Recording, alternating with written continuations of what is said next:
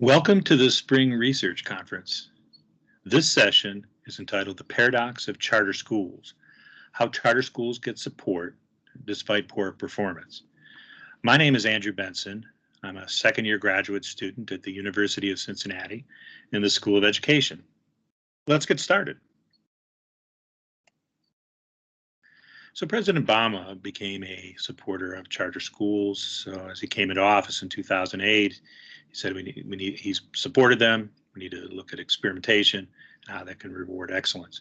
So a year after he said that, a respected national organization, research organization, commented, the record on charter school achievement outcomes is fairly modest. Said that in 2009, and then they said it again in 2014. In Ohio, there were other examples of schools not doing well.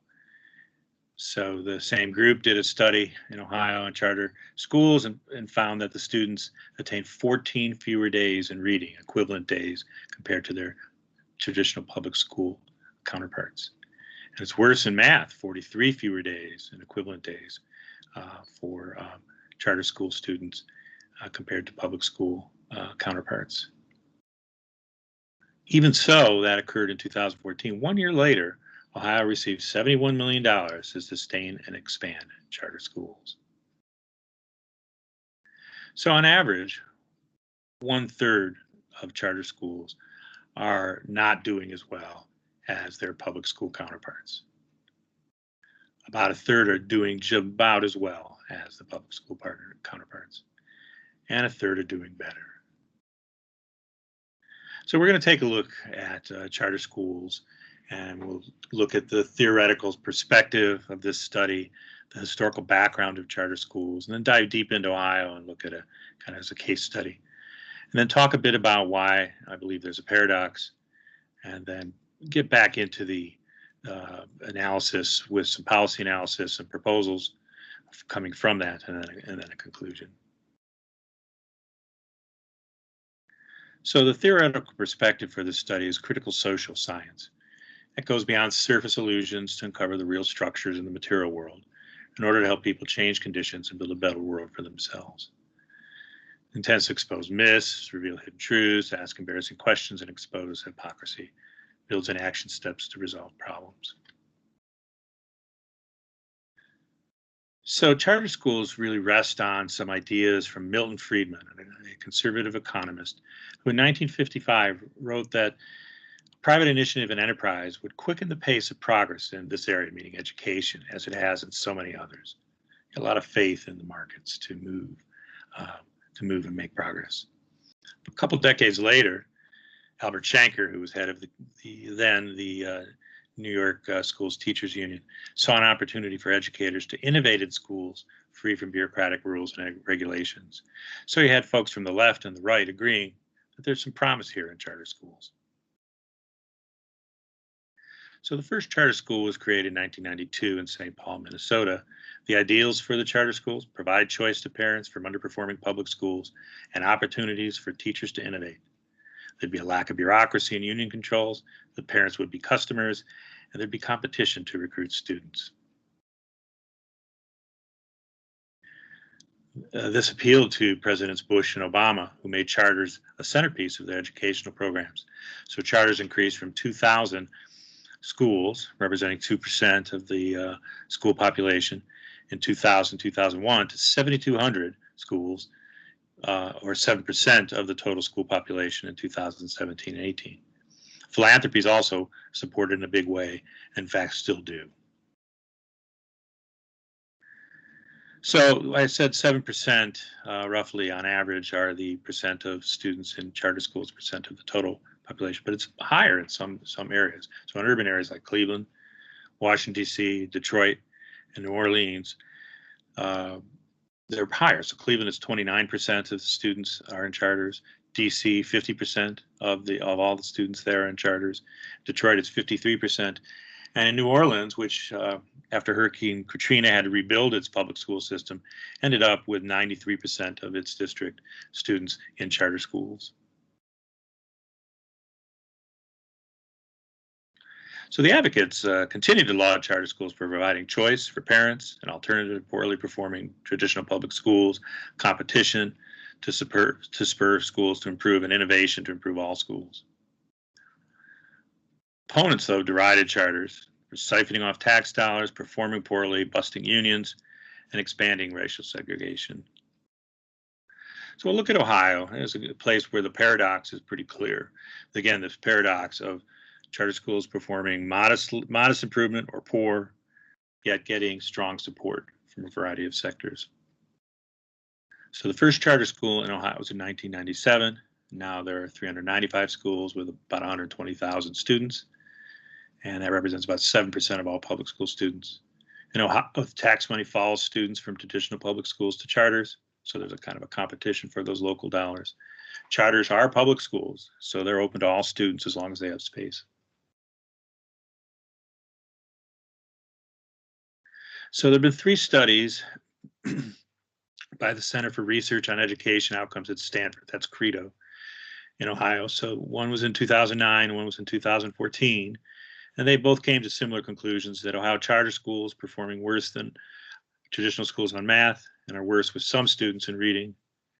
And then in 2019, similar results in reading, but still a lag in math with no narrowing of the gap, little to no progress, CREDO said. So if we look on a timeline here, there's the 2009 CREDO report and 14, which were both negative. Other groups commented that Ohio was the wild, wild west of chartering. It was a free-for-all, very few regulations and oversight. In 2016, another group declared that Ohio had been on a 15-year-long fiesta of charter schools. Within the CREDO report in 2019, showing that there was little to no progress. And yet, as the paradox shows here, Ohio received a race to the top grant of $400 million, which was a competitive grant. In 2010, part of that grant is to support and expand charter schools, use them as alternatives to poorly performing traditional public schools. And then in 2015, right after the 2014 CREDO report, Ohio received $71 million grant, federal grant for charters. And at the time, the Democrat leaders opposed this grant, saying that Ohio hadn't provided good oversight. Republicans were in office, and they felt they hadn't shepherded charter schools very well. So why is there this paradox, this mixed or poor performance of charter schools, and yet this very strong support? Well, I would argue that conservatives are more successful in making their case for charters. I draw from conceptual metaphor theory, where our conceptual systems and how we think and act are metaphorical in nature, defines everyday realities.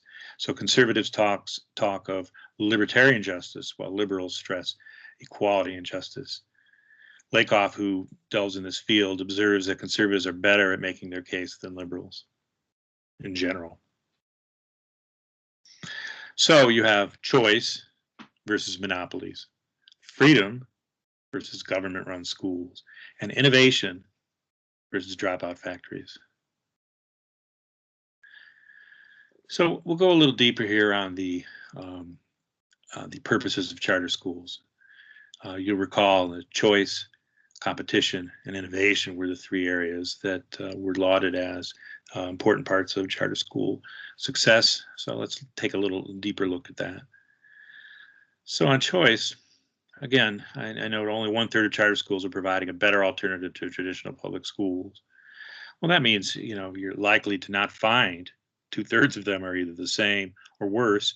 So you're not likely to find a better alternative. So that choice is very limited. And parents are not holding charter schools accountable by voting with their feet and leaving bad schools, which is one of the mechanisms of accountability that the charter supporters had hoped for. In fact, the head of CREDO, Margaret Raymond, said, frankly, parents have not been really well educated in the mechanisms of choice. Again, noting 1/3 are not performing as well as public schools. And if we rethink competition, there's really no evidence that competition helps spur improvements in traditional public schools. In fact, a Michigan study found competition had a negative result for public schools. There's a lot of competition for resources on the state and local level. It's been very contentious and disruptive. And animosity between the competing sector has really made it impossible to share innovations. No one's interested in talking to each other. Looking back through innovation, some research found little evidence of innovation in charters. That a charter network would have some cookie cutter programs and would have them throughout their network, but there really wasn't innovation coming in each of the charters. And some charters were very innovative and are very innovative, but it's a mixed bag. The original mission to spread innovation, many say, are not fulfilled. One observed, are charter schools searching for better ways to educate children? And are we learning from the search?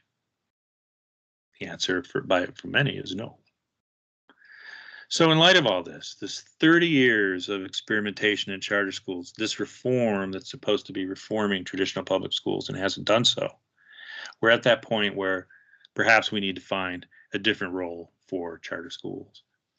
So I would say first, let's increase accountability for all educational levels and players. So all these folks that are out there using tax dollars, their own dollars as well, but tax dollars especially, to fund and improve and expand charter schools need to be held accountable. And the way to do that is reciprocal accountability, the concept that every player on every level, not just the teachers and the students and the principals, being held accountable for performance, but really the performance and the actions of the local, state, government, the philanthropies and funders.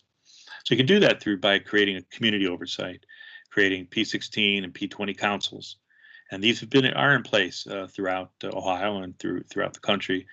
Cincinnati has a particularly good one through the organization that was called Strive. Nationally, that network is creating places where you come together, develop metrics, and hold each other accountable for outcomes.